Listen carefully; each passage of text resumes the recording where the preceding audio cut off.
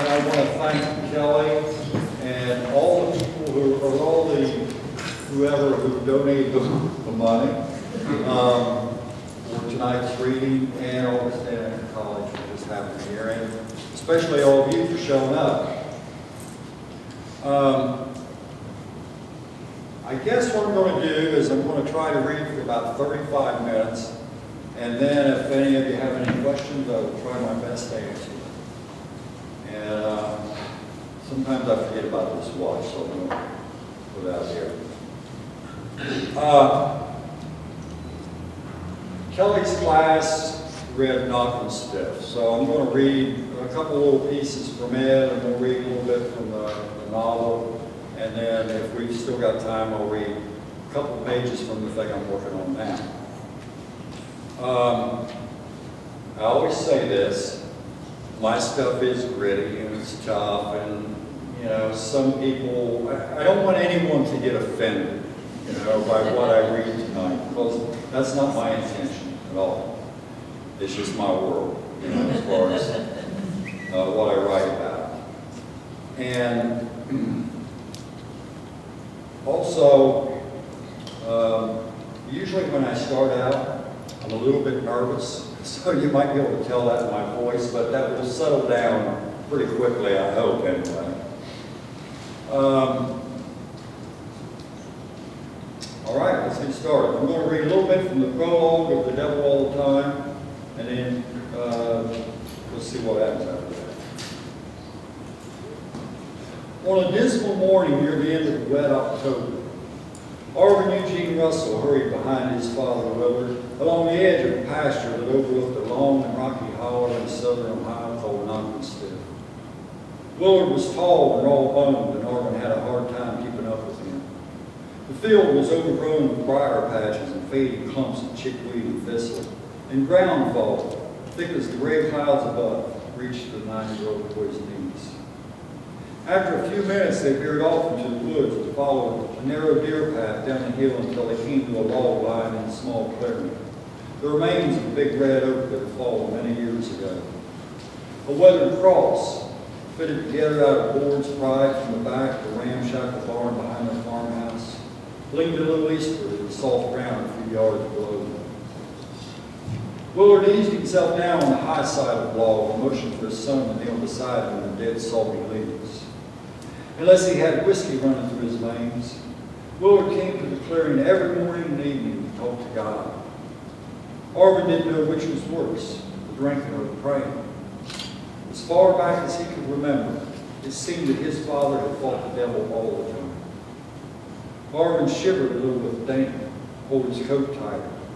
He wished he were still in bed. Even school, with all its miseries, was better than this. But it was a Saturday, and there was no way to get around it. Through the mostly bare trees beyond the cross, Arvin could see wisps of smoke rising from a few chimneys half a mile away. 400 or so people lived in Knockemstiff in 1957, nearly all of them connected by blood through one God-forsaken calamity to another, be it lust or necessity or just plain ignorance. Along with the tar-papered shacks and cinder-block houses, the holler included 2 general stores and a Church of Christ and Christian Union, and a joint known throughout the township as the Bullpen. Though the Russells had rented the house on top of Mitchell Flats for 5 years now, most of the neighbors down below still considered them outsiders. Arvin was the only kid on the school bus who wasn't somebody's relation. 3 days before, he'd come home with another black eye. I don't condone no fighting just for the hell of it, but sometimes you're just too easy going, Willard told him that evening.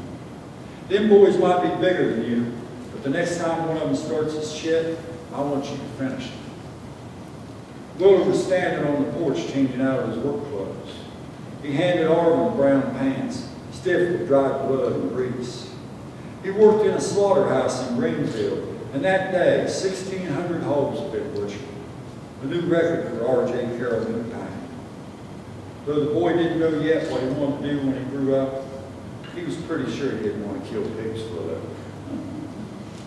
They had just begun their prayers when the sharp crack of a branch breaking sounded behind them. As Arvin started to turn around, Willard reached over and stopped him, but not before the boy caught a glimpse of two hunters in the pale light, dirty and ragged men whom he'd seen a few times, slouching in the front seat of an old sedan scabbed with rust in the parking lot of Maul's Stickman's store. One carried a brown burlap sack, the bottom stained a bright red. "Don't pay them no mind," Willard said quietly. "This here is the Lord's time, not nobody else's." Knowing that the men were close by made him nervous, but Arvin settled back down and closed his eyes. Willard considered the law as holy as any church built by man, and the last person in the world the boy wanted to offend was his father, even though that seemed like a losing battle at times. Except for the dampness dripping from the leaves and a squirrel cutting in a tree nearby, the woods were still again. Arvin was just beginning to think. The men moved on, and one of them said in a raspy voice, "Hell, they having them a little revival meeting." "Keep it down," Arvin heard the other man say. "Shit, I'm thinking now would be a good time to pay his old lady a visit. She's probably laying over there in bed right now, keeping it warm for me." "Shut the hell up, Lucas," the other said. "What? Don't tell me you wouldn't take a piece of that. She's a looker damned if she ain't." Arvin glanced over uneasily at his father. Willard's eyes remained shut, his big hands woven together on top of the log. His lips moved rapidly, but the words he said were too faint for anyone but the master to hear.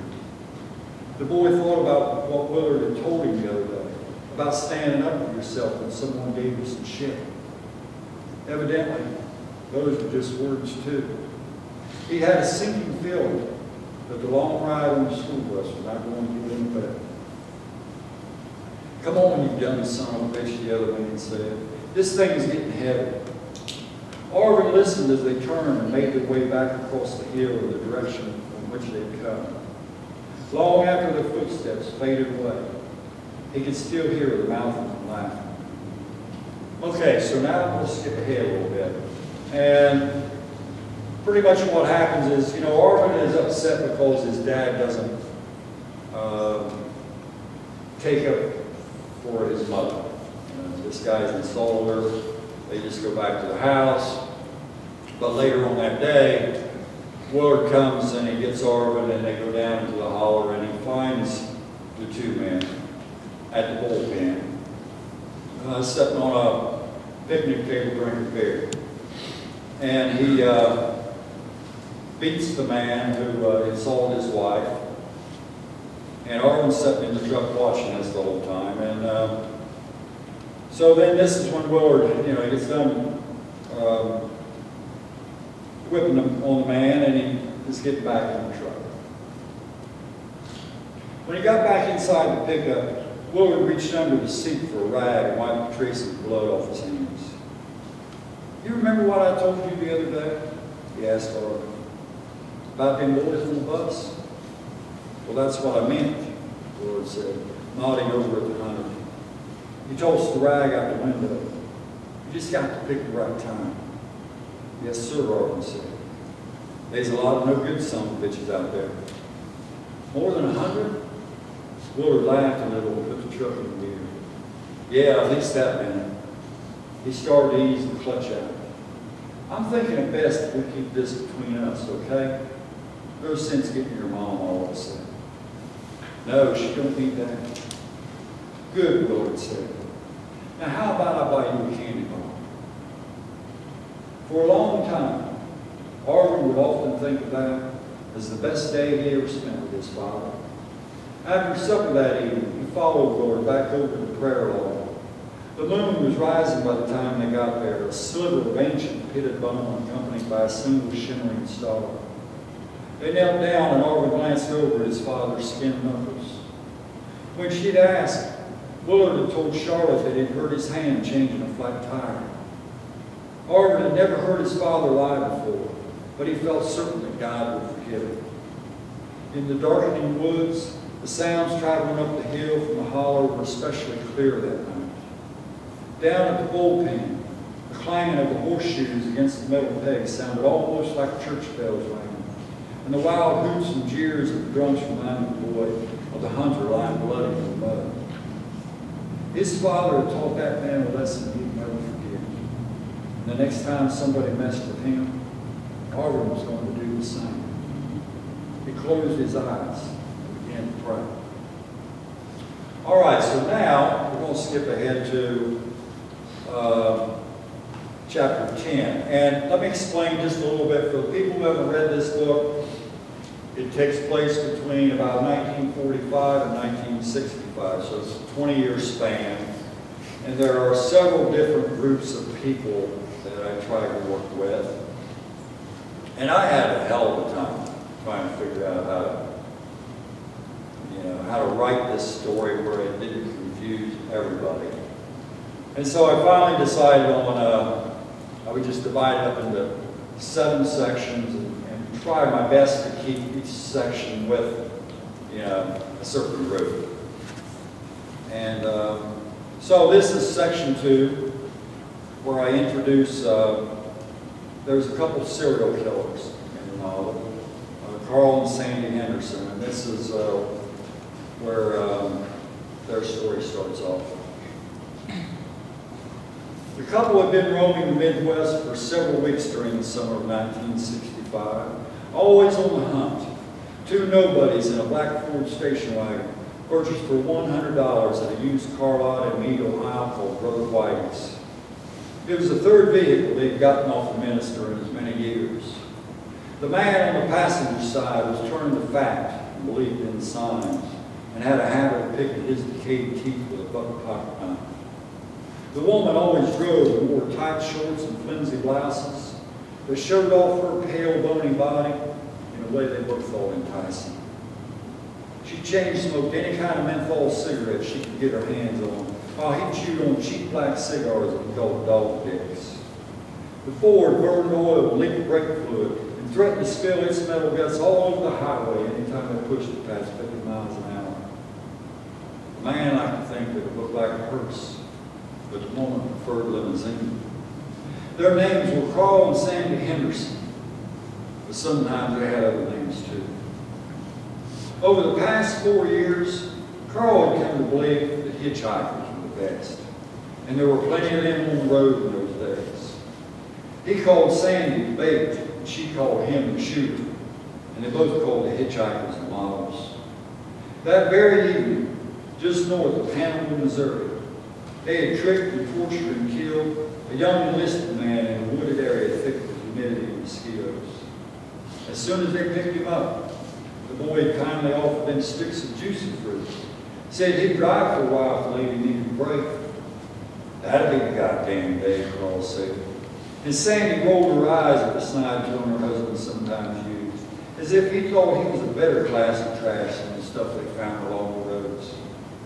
Whenever he got like that, she just wanted to stop the car and tell the poor fool in the back seat to get out while I still had a chance.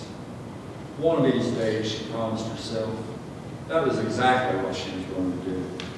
Hit the brakes and knock Mr. Big Shot down a notch or 2. But not tonight. The boy in the back seat was blessed with a face smooth as butter and tiny brown freckles and strawberry colored hair. And Sandy could never resist the ones who looked like angels. What's your name, honey? She asked him, after they'd gone a mile or 2 down the highway. She made her voice nice and easy, and when the boy looked up and their eyes met in the rearview mirror, she winked and gave him the smile that Carl taught her, the one he made her practice night after night at the kitchen table until her face was ready to fall off and stick to the floor like a pie crust. A smile that hinted at every dirty possibility a young man could ever imagine. Okay, so now I'm going to skip ahead again. Pretty much what happens in this chapter is they're getting rid of the body of the soldier, and then it's by that time it's getting late. Sandy's still driving. She's tired. She wants to find a place to rest for the night. And I think the only thing you need to know is that Carl sort of thinks of himself as an artist, and he takes photographs of his victims. After driving through 100 miles of small hushed towns and vast dark cornfields, they came upon a rundown motel built out of pink cement blocks called the Sundowner. It was nearly 1 o'clock in the morning. 3 cars sat in the potholed parking lot. Carl rang the buzzer several times before a lifeline popped on inside the office, and an elderly lady with metal curls in her hair opened the door crack and peered out. "That your wife in the car?" she asked, squinting past Carl to station wagon. He looked around, could just barely make out the glow of Sandy's cigarette in the shadows.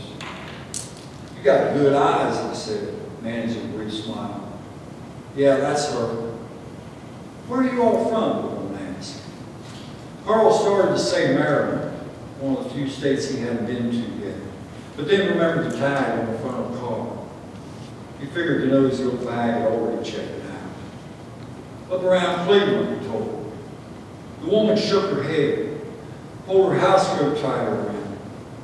"You couldn't pay me to live in a place like that. All that robbing and killing going on." "You got that right," Carl said.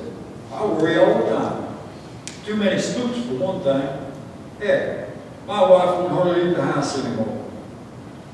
Then he pulled the army boy's money out of his pocket. "So how much for a room?" $6, the woman said. He wet his thumb and counted off some singles and handed them to her. She left for a moment and came back with the key on a worn and wrinkled cardboard tag. "Number 7, she said, "down on the end." The room was hot and stuffy and smelled like a black flag. Sandy hid straight for the bathroom, and Carl flipped the portable TV set on. Though there wasn't anything on the air but snow and static that time of night. Not out here in the sticks anyway. Kicking off his shoes, he started to pull down the thin plaid bedspread. 6 dead flies lay scattered on top of the flat pillows. He stared at them for a minute, then sat down on the edge of the bed and reached inside Sandy's purse for one of her cigarettes. He counted the flies again. The number didn't change. Looking across the room, he rested his eyes on a cheap framed picture hanging on the wall. The flowers and fruit pieces ship that nobody would ever remember. Not one person who ever slept in this stinking room. It served no purpose that he could think of, other than to remind a person that the world was a sorry place to be stuck living in. He leaned forward and set his elbows on his knees, tried to imagine one of his pictures in his place. Maybe the beatnik from Wisconsin with a little cellophane briefer, with that big blonde bastard from last year, the one who put up such a fight. Of course, some were better than others. Even Carl looked at that. But one thing that he knew for certain, whoever looked at one of his photos, even one of the lousy ones from 3 or 4 years ago, they would never forget it. He'd bet the Army boys water greenbacks on that.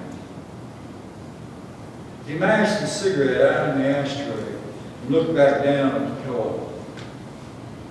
6 was the number of models they had worked with this trip, and 6 was what the old bitch had charged him for the room. And now here were 6 poison flies lying in his bed. The lingering stench of the bug spray began to burn his eyes, and he dabbed at them with the end of the bedspread. "And what do these 3 6s mean, Carl?" he asked himself out loud. Pulling out his knife, he fiddled with a hole in one of his molars, while searching his mind for a suitable answer. One that avoided the most obvious implication of those 3 numbers. The biblical sign that his crazy old mother would have gleefully pointed out to him if she were still alive. "It means, Carl," he finally said, snapping his penknife shut, "it is time to head home." And with a sweep of his hand, he brushed the tiny winged corpses off onto the dirty carpet and flipped the pillows over. Okay, so now we're going to go to Knockemstiff.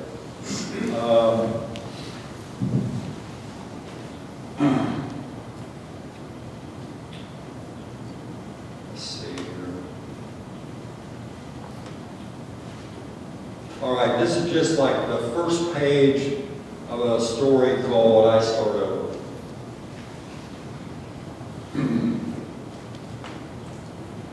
Everybody's seen it. The commercial where the old man is running along the moonlit beach with the beautiful pink-haired starlet clad in a silver thong. The one that says, it's never too late to start over. This guy's bounding along like a fucking gazelle, his feet barely touching the sand, a bulge the size of a sledgehammer knocking around inside his plaid swimsuit. And then this young girl, she can barely keep up, he's moving so fast. It's bullshit. Another lie they tease you with, hoping you'll fall for the special effects. Dial a toll-free number with a credit card clenched between your false teeth. And it's like all those other artsy commercials nowadays, where they don't actually tell you what they're selling. I mean, they might have a little drama going on about an elephant, a sunflower, but then someone figures out it's just an ad for sanitary napkins. That's what it is. But still, they suck you in. This new way they tell a story. The bastards prey on your regrets, divine all your little sorrows. Take me, for example, Big Bernie Gibbons. I'm 56 years old and sloppy fat and stuck in Southern Ohio like a smile on a big clown's ass. My wife shudders every time I mention the sex act. My grown son eats the dead stuff that collects on window sills. I must watch that damn commercial 20 times a day. I dream about it at night, about starting over. I wake up with that background music knocking holes in my heart. Like I said, it's bullshit. Okay, so now, we'll go to a story called Back Teen, which is, it holds a special place in my heart because it's the first story that I wrote that, I mean, it's not a great story or anything like that, don't get me wrong, but it was far better than anything I've written in the past. And it's also the first thing that I ever got published. And I believe the only thing, for all you young people who don't know what Bactine is, it was this antiseptic spray, you know, you put on your cuts to kill the germs, that sort of thing. But you can also do other things with it too, if you were inventive enough. So anyway, here's the beginning of that. I've been staying out around Masseyville with my crippled uncle because I was broke and unwanted everywhere else. And I spent most of my days changing his slop bucket, sticking fresh cigarettes in his smoke hole. Every 24 hours, I wiped him off with a wet cloth and turned his broken body over to air everything out. He'd been totaled in a freak car crash, and it ended up with a giant settlement that cursed him with enough money to vegetate for the rest of his sorry life. I was supposed to be staying straight. His daughter had even insisted I sign a goddamn scrap of paper. But late one night, I found myself fucked up in a strange car littered with flakes of dead skin and stolen tools and those gas station cassettes that are always on sale for $1.99.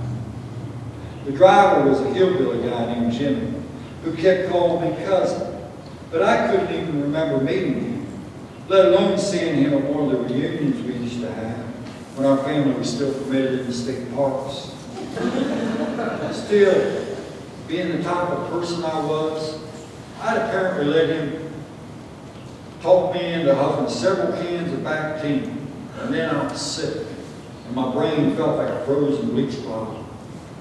As snow swirled all around us in the Boulevard parking lot, I rinsed the inside of my face with Jimmy's last beer and vowed never to stick my head in a red sack again. Sometime after that, around 3 a.m., we ended up at Krispy Kreme looking for Phil, a friend of mine, who was supposed to have some second-all suppositories left over from his dead dad's unsuccessful bout with cancer. The Cream is the only thing open in our town after the bars closed, where you might find people like us. But there was just Mrs. Leach, the cross-eyed waitress who always creeped me out because once, in jail, I'd held her son in my arms. Wherever I went in those days, I stumbled across the bill collectors and misfortunes of my past, while any chance of a future worth living kept spinning farther and farther away. We ordered coffee, And then Jimmy and I sat down in a corner booth away from her waist so she didn't have to look at us. Why worry an old woman at that time of night? The place was all windows and plastic woodwork, and those buzzing fluorescent lights that always make me look like a corpse. A radio in the back was playing a fast Christmas song that only religious people could understand. That's the last time I do any of that stuff, I said. I was talking to Fred Flintstone that last camp. Fumbling with a cigarette, I took a chance. Surprised I didn't ignite from all the fumes I did. Fuck, all I ever gets is sirens and those goddamn goofy lights, Jimmy said, pushing back a wad of crusty hair. He had sideburns that didn't match, and the eyes of a man you wouldn't trust with a milk cow. One time, though, out at the Torch Drive-In, I did get eaten by a giant bird. He said this with great feeling, like he was recalling his first kiss, the best day he ever lived. Son of a bitch pulled me out of the car like I was a little woman. Damn, cousin, that was a good time. Okay, so now I'm going to go to the end of this story, and like most of my stories, nothing much happens, okay? A couple of women walk into the donut shop and order a dozen donuts, and they're sitting there eating the donuts, and Phil, the guy who supposedly has the suppositories, doesn't show up. And it's getting late. Well, fuck, I said after a few minutes, and turned back to face Jimmy, who was busy pouring sugar out of the dispenser and dividing it into two lines with a coffee spoon. What you think? Hey, I don't even know this Bill fucker, he said. We just gonna sit around all night or what? The clock shaped like a donut said 4:20 a.m. Though I hate to admit it, Phil was probably passed out somewhere, enjoying his dead father's legacy. I found myself wishing I had a lover who would die and leave me their words. But I couldn't think of anyone who'd ever loved me that much. My uncle had already promised his to the mail lady. God damn him, I said, half expecting Jimmy to snort the white crystals spread out on the table. We could always do another hand, he suggested, his face hovering just inches above the glittering columns. I thought about going back to my uncle's house, snaking out the clogged tubes, listening to the poor bastard repeat the same bitter stories over and over again. Behind us, the two big women were busy exchanging odd-seeming fantasies, making suction sounds with their mouths, while poor Mrs. Leach dozed on the blue feet behind the display case. Man, that shit just eats me up, I groaned, already feeling pukey from the thought of the ether smell. Detecting a hint of surrender in my voice, Jimmy looked up and smiled with all his soft, twisted teeth. You just say the word, cuz, he told me. I decided to ignore him. Besides, what was there to say? Because of who we were, I already knew what we would do. In a few minutes, Jimmy and I would leave this place and go find somewhere to park in his filthy car. He would fill up the plastic bag again with Bactine, and I would sit and listen to him suck the cold fog down into his lungs. The smell of it would sicken me, and I would crack the window. The snow would slowly cover the windshield. Jimmy's eyes would turn as red and sticky as candy, and his head would fall back against the seat in a dream. If he were lucky tonight, maybe he would see something that he hadn't seen before, and then it would be my turn. Okay, so now, I think it's been about 30 minutes or so I won't worry too much about that now, but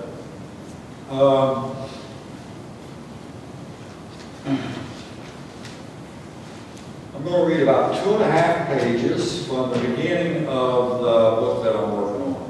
And there's really not much to say except it's still set, you know, all my stuff is set in Southern Ohio. Most of the book is set in Meade, and it's 1917, going further back in time with this one. And Gee, I don't think there's really anything else that, well, really this part here doesn't even take place around there, but it is, I think, the beginning of the book. That could change, I guess. In 1917, just as a sticky June turned into a blistering July along the border that divided Georgia and Alabama, Pearl Jewett awakened his 3 sons with a guttural bark that sounded more animal than man. They arose silently from their particular corners of the one-room shack and pulled on their filthy clothes, still damp and stinking with the sweat of yesterday's labors. Moonlight funneled through gaps in the chink walled walls and lay in fading milky ribbons across the dirt floor. A brown rat scuttled up the rock chimney, knocking bits of rotten mortar into the cold grate. Their heads nearly touching the low ceiling, the young men gathered around the center of the room, and Pearl handed them each a bland wad of flour and water dabbed in cold grease for their breakfast. There would be no more to eat until evening, and then they would each get a share of the sick hog they had butchered in the spring, along with a mash of boiled spuds and wild greens, scooped onto dinner tin plates, with a hand that was never clean from a pot that was never washed. Except for the occasional rain, every day was the same. I sent to them again last night, Pearl said, taking a bite of biscuit. Out there in the tulip tree singing their songs. They sure do like that thing. He swallowed and stared slack-jawed for a minute or so, out the rough-cut opening that served as a window, then wondered aloud, what do you suppose would happen as we cut it down? The last tenants of the shack, a family of mulattoes, had all died of the fever several years ago and were buried out back in the weeds along the perimeter of the now empty hog pen. Due to fears of the sickness lingering on in a place where black and white had mixed, the owner of the land, Captain Tarweller, hadn't been able to convince anyone to live there until the old man and his boys came along last fall looking for work. Lately, Pearl had been seeing their ghosts everywhere. The morning before he counted 4 of them. Don't sound like a bad life to me, Chimney said, laying around playing music. He was 16, the youngest. What you figure happened to them other ones, Pat? He grinned at his brothers, Kane and Colin. Think they ran off to town looking for a judge? The room went quiet. Pearl drew his slumped shoulders back and tightened his drooping mouth into a grim smile as he slowly turned toward the door. All 3 of his sons resembled their mother, with her squarish chins and pale blue eyes and dark hair. But Chimney had yet to grow the scraggly beard and hard, expressionless look that the others wore. Because he reminded Pearl of his dead wife the most, the old man usually chose to ignore him. But now he leaned closer and studied Chimney's face intently, as if he were peering into a smoking portal of the past. His breath breathed with stomach gas and rancid drippings. A solitary bird began to twitter from somewhere close by. The boy grew nervous, glanced over at his brothers, took the last bite of his biscuit.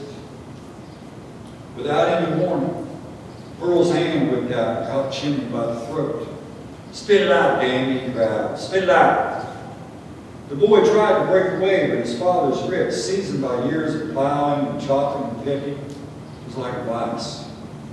With his windpipe squeezed shut, he soon ceased struggling and managed to blow a few wet crumbs that stuck to the hairs on Pearl's wrist. "Pack, he didn't mean nothing," King the oldest said. "Let him go." "I'm tired of his mouth," Pearl said to clenched teeth. He snorted some air and tightened his hold even more, seemingly bent on shutting the boy up forever. "I said let him go, goddammit," King repeated. Grabbing the old man's other arm, he wrenched it back with a rough twist, and a loud pop filled the room. Pearl let out a piercing howl as he shoved Chimney away and broke free of King. The boy coughed and spat the rest of the biscuit onto the floor, and the brothers watched him in gloomy half-light as the old man ground it into the dirt with his shoe. Nothing else was said. When he was done, they all followed Pearl out of the shack single file. Cobb stopped at the well and drew a pail of water, and they carried, together with their tools, 3 double-headed axes and a couple of machetes and a rusty leather-handled saber with a broken point.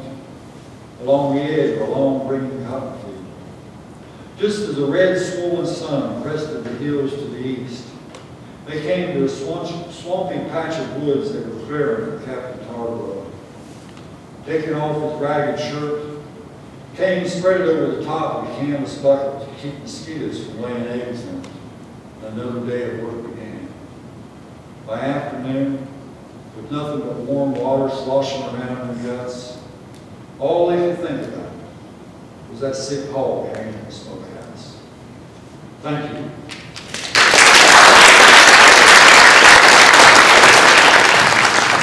Okay, who's got a question? Yes? What's the title of your book? You know, I don't have the title. Okay, do you have an estimated time book? Well, I told Kelly last night, I'm hoping for maybe about the end of the summer. Yeah, I've come up with so many titles, and then I go to Amazon and I punch the title in, and then there's like 10 books already hit me to it. So right now I'm just working with the title called This Means War. We also ask you, what has surprised you most about becoming critically successful and popularly successful? How did that change your production in a way that you hadn't anticipated? Well, I never anticipated any of this, really. I mean, I've been very, very lucky, extremely fortunate. Gee, I don't know. I mean,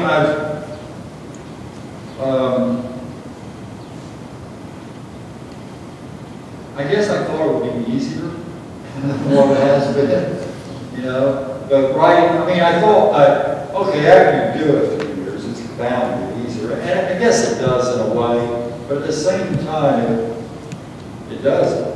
You know? I mean, it's like almost every day when you get up and I go out there to my shed and start, it's like I'm starting all over again, practically. But I think, though, that what I've been most surprised about is that, you know, I've gotten quite a bit of publicity and stuff like that, and a lot of it's been because of my life story. But that's still, you know, it's still been a surprise that all that happened. And I don't know, you know, it's just, it still kind of amazes me at times that that I'm not working in the paper mill. Thanks. Good. Yeah, it's good for me. Yeah, definitely. Good for us. Yes. When in your life did you start seriously writing? When I was 45, and I'm 58. So, you know, and I pretty much I had been at the paper mill for 27 years then. And I told this story earlier today, okay, to some students, so now they're going to have to listen to it again. But my dad retired from the paper mill that year. And there was something about watching him go home and sit down in front of the TV, and he had a hard time with, you know, the whole retirement thing for several years. And I just thought, hey, I really want to do something else with the rest of my life. But I really didn't know how to do anything except drive a dump truck, work in a factory, that sort of thing. But I did have a degree in English. It was kind of weird, but I did have one. And I love to read. And so I decided I would try to learn how to write short stories. And I told my wife I'm going to give this 5 years, and we'll work at it. I'm going to try my best. And if nothing happens, hey, that's okay. I'll give myself then permission to go off to the rest home, know that I didn't give it a good shot. And so at the end of the 5 years, and you know, I was still working at the mill, but I'd come home and write in the evenings. And at the end of the 5 years, I had published maybe 5 or 6 short stories and had gotten accepted into a MFA program at Ohio State. So that's pretty much it. How did you pick up that English degree when you're in paper mill in Southern Ohio? Well, the paper mill was it was a very good place to work. And, you know, I mean, I was just union, you know, I was just labor. But they had a program where any employee that they had who wanted to go to college part-time, I mean, you still had to keep your job, you still had to keep working, they would pay 75% of everything. Books, tuition, the whole works. And so when I was about 32, I was divorced and, yeah, but I quit drinking, okay? And so there I was 32 and I had all this free time now. Because all I had been doing was I drank and I worked, you know, that was it. So I was sober now. And once I got sober, I got a little more ambitious, I suppose. And you know, I had all this free time. You know, the paper mill had this program. I had a buddy who started going to school, and he liked it. And so I just started taking classes, and you know, and we had a branch of Ohio University in our town, and then Athens, you know, where OU's based, was only about 50-some minutes from my house. So that's how I ended up with that degree. Yes. What do they think of your work back in Knockemstiff? I don't think they think about it at all. You know, well, I mean, the people who I've talked to, you know, you have to understand that Knockemstiff is not the place it was when I was growing up there. When I was growing up there, it was its own little, it was a little community, you know, and there were 3 stores and a bar and a church, and, you know, as I said, there were maybe 500 people lived there, and I was related to at least half of them, at least, probably 3/4 of them. Today, the stores are gone, the bars are gone. The only thing that's left is the church. And then there were these 2 farmers. One lived on the north side and one on the south side. Those 2 guys got old and they sold off their land to this outfit called the Anthony Land Company. And they split about 1,500 acres up into the lots. Ranging from a couple acres to 30 or 40 acres. And so people from town started moving out there, and, you know, so they could have a little mini farm or whatever. So now, I might only know 10% of the people who live there. And most of them don't know me. And most of them weren't around, you know, when I was growing up there or anything. But, you know, I know I'm stretching this out a little bit, but the people who you know, grew up with me or who were around when I was growing up and whom I've talked to, most of them get a kick out of it just because, you know, hey, yeah, we live in this little place, but there's actually a book, you know, that's got Knockemstiff, you know, in the front of the sign that was actually, you know, there. And, you know, another thing you have to understand is that I doubt very much if hardly any of those people have read the book. You know, they might have bought it, but I doubt most of them. My dad's never read the book. So, you know. I've only had a couple people who were very negative. And I can understand, you know, where they were coming from. You know, they have this nostalgic view of the holler that, you know, they haven't lived there in years. Neither one of these people have lived there since around 1970. But, you know, but everybody, you know, as you get older, you get, you know, you look upon an earlier time with nostalgia. And that's, I think, what the problem is with them. Now, Knockemstiff wasn't nearly as violent and crazy as how I portrayed it. You know, but it was still, it had a reputation for being a really rough place. And I just didn't, you know, I'm one of those guys, I can't write a nice story. So, you know, all this stuff comes out like this for me. That's really the only thing you know, it's sort of like the old adage, you need trouble in your fiction, you know, and I just go really overboard with that.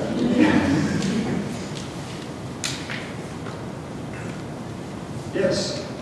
You said you like to read. What kind of stuff do you like to read? Well, I read a lot of history, and you know, and a lot of fiction too. Like, say, for example, right now, I'm reading a biography of a writer named Bernard Malamud, who wrote, he wrote The Fixer and The Natural and, you know, several other books. I'm reading a biography of him. I'm reading a novel called The Sisters Brothers, which is sort of a weird Western, I guess you'd call it, right? It's pretty fun. It's a pretty good book. I just finished reading another book about World War I. I read a lot of books about the First World War. I'm a little bit obsessed with that right now. And, but a lot of history for me, along with the fiction. Some poetry. Most of the poetry I read, I have to confess that it's, you know, a little bit earlier stuff. I don't read a lot of the modern stuff right now, or haven't ever really. Yeah. You remind me of William Faulkner, and you're not in Tupelo County. Have you ever heard that before? And it's just nuts. And well, I mean, people will say, "Are you trying to create your own little world like he did?" You know, and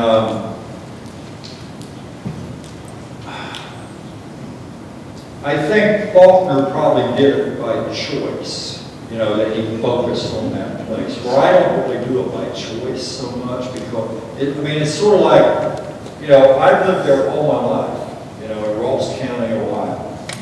And I don't know anything else, you know, really. I mean, not to say that I haven't been, you know, other countries and, you know, all around the United States and stuff, but I don't know any other place well enough to write about it.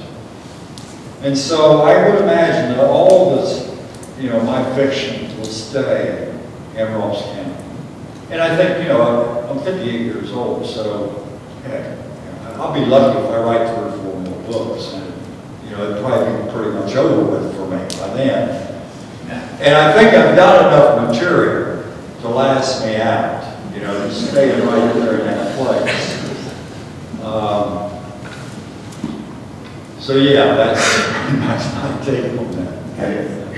have you ever heard yourself compared to Faulkner? Yeah, people have, well, they've said, not maybe compared to him, but my thing of keeping everything right there in Ohio, you know, in that little county that I live in. It would be a comparison like that. Do people in where you live try to figure out if you're writing about them or their family? Well, some of them are convinced that I'm writing about them, but they're not so, they don't have enough evidence to, like, you know, go after me with a lawsuit or anything. But yeah, I mean, but at the same time, I have met people, you know, like out on the road when I'm doing readings and stuff, I've met people in other states whom I've never met and who have never been even to Ohio, who claim that I have copied them for a character. And, you know, I mean, it's so weird. I think that people really, I mean, people would like to see, you know, it's sort of a, they'd like to see that, you know, that you took them and created this character in a book, you know, using them as a model. But I try not to do that. Yes? I heard in an interview, I heard you talk about, you would, I don't know if it's just in that 5-year period that you gave yourself, that, you know, you're gonna write, that you, when you read a short story that you liked, that you would copy it out or type it out word for word. Can you talk about a little bit about that and what you think it did for you, for your writing? Well, you know, that started out, I've been trying to learn how to write for maybe 6 months, and my, oh, I was so bad. I mean, it was really bad. And I didn't know any other writers. I did have an English degree, but I hadn't taken any writing courses. I just took the lit courses to get the degree. And I read an interview with a woman writer, and I can't remember her name, but she said that, you know, in this interview that she used to type out, you know, people's stuff, you know, that she liked, and it helped. And so I thought, well, yeah, I can do that. And so I started typing out a story every week. And I did that for about 1.5 years. So I typed out about 75 stories or so. And I would type the story out, usually in one day, and then I'd carry it around with me for 5 or 6 days, pitch it, do another one. I think that because I'm not a very close reader, it just by typing it out, I got so much closer to the page, I guess. You know, I've been seeing how that Hemingway did dialogue, or, you know, how John Cheever made his transitions, you know, from one scene to the next. Stuff like that. And, you know, and my writing did improve. I don't know if it was because of that. I think it was, partly, anyway. But yeah, over the next couple of years, you know, things did start getting a little bit, it wasn't, you know, nearly as bad as it was in the beginning. So what was the turning point where you thought that this 5-year experiment with writing fiction, like, that, you know, was it getting into the MFA program, or was what No, I think that it was about maybe around the time I got my 4th or 5th story accepted. You know, that was when I started thinking, like, you know, I really would like to do this with, you know, the time I got left. And then I had a professor at OSU who had published a couple of my stories in a small journal, it's called The Journal, small magazine they've got at OSU. And she kept saying, hey, you know, why don't you apply this program and get away from the faculty? And she'd been suggesting that for a long time, and finally I just thought, well, if I am going to write, I'm probably going to have to get away from here and, you know, get a little more education and all that sort of thing. So that was it. So yeah, I've been doing it about 4 years anyway. When I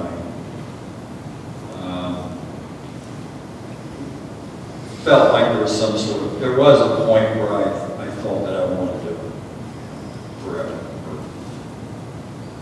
Yeah.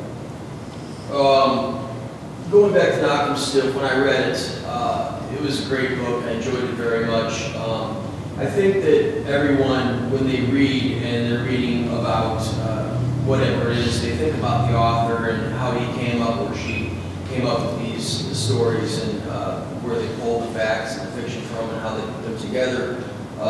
And maybe that's the reason that we come to things like this, is to try and get to know the author better. We didn't get into, you know, the relationships between, say, Sandy and the boat after the sheriff and things of that nature, Roy, Ellen, Lenore, all that. Did you, I think one of the things that I noticed and really pulled out of The Devil All the Time was that it seemed like you were trying to instill, maybe even subconsciously, what we all would refer to maybe as a karmatic sense of justice, that people kind of get what they deserve in the end. Did you intentionally put that in there, or did it just come together throughout the organization of the novel.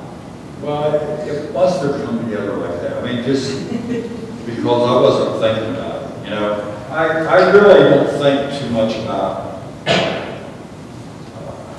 this is what I'm going to try to do, that sort of thing. I'm just, you know, with that novel, I was just trying to write a novel that told a story. And, you know, I don't consider, I'm not smart enough to, like, okay, I'm going to, like, you know, I'm going to write about some social injustice or something like that. I'm just not capable of doing that.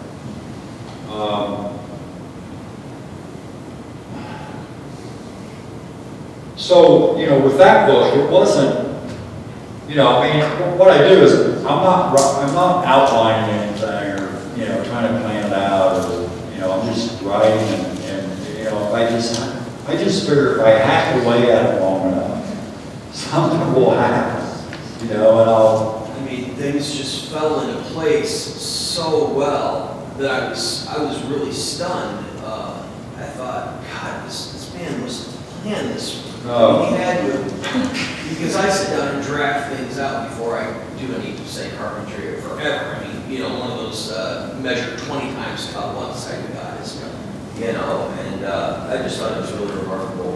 well, I'm not saying that that's not the way to do it. I'm just saying that I don't do it that way. I mean, because I wasted a lot of time. And I wrote, I can't even begin to imagine how many pages I wrote about Carl and Sandy before I figured out that,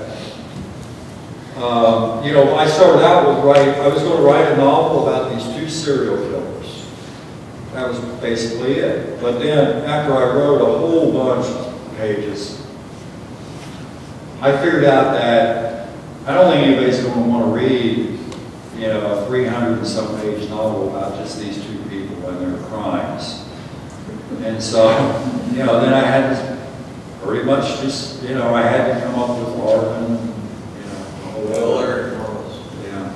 other stuff. Now this one here, though, I did learn my lesson a little bit because the book I'm working on now, I did an outline. I thought about this for a long time, you know, what my story was going to be and what was going to happen. And then I typed out about maybe a 20-page outline. And I haven't stuck with the outline, but it did. I have pretty much the same story, you know.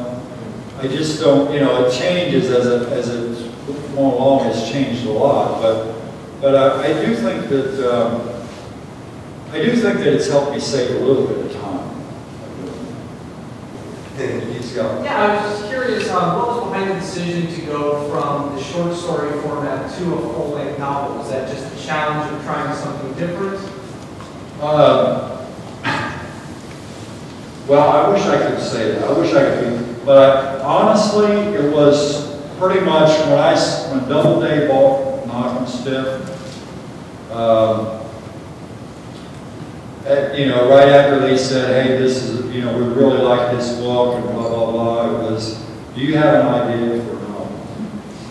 And, you know, I was still in grad school. I wasn't really thinking about anything. I was just so thrilled that they bought my book. I wasn't really thinking about anything else as far as the future went. But I said, yeah, I've got an idea for you. And, so then I was kind of committed. And it's pretty much, you know, for most writers, that's the next step. You know, if you publish a collection of short stories, they really would rather have a novel, you know, I mean, next time rather than another collection. I mean, unless you're Alice Munro or somebody like that.